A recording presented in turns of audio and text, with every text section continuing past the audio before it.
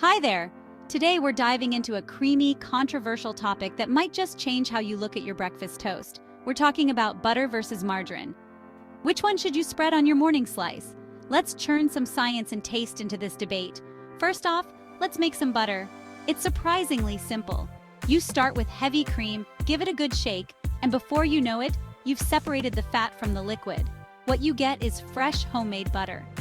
There's a satisfying science behind it. When you shake the cream, you're essentially forcing the fat molecules to clump together, squeezing out the buttermilk. It's a fantastic little demonstration of a physical reaction. Now, butter, as delicious as it is essentially concentrated dairy fat. It's rich in saturated fats, which, in too large amounts, aren't the best for our hearts. But butter has been making a comeback with claims of natural ingredients and a richer flavor profile that can't be beaten. Switching gears to margarine, a product born from the need to create a butter substitute from vegetable oils. Through a process called hydrogenation, liquid vegetable oils are transformed into a spreadable form. This process, while ingenious, alters the chemical structure of oils, introducing what we call trans fats, which have been linked to various health issues. So here's the chemistry kicker. While both contain fats, the types and effects of these fats on our body are different.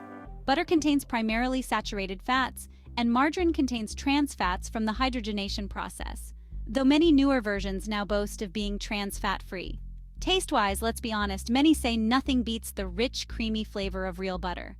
But nutritionally, the debate gets a bit more spread out. Modern margarines have evolved to be more health-friendly, often enriched with essential fatty acids and sometimes plant sterols that can help lower cholesterol. So what should you choose? It might just boil down to personal preference and dietary needs.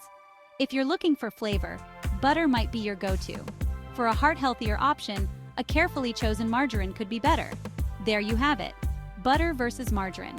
What's your spread of choice for your toast? Dive into the science, experiment with making your own butter, and as always, stay curious. Thanks for joining me on this buttery journey, and see you in the next one where we'll tackle more everyday science mysteries. Bye for now.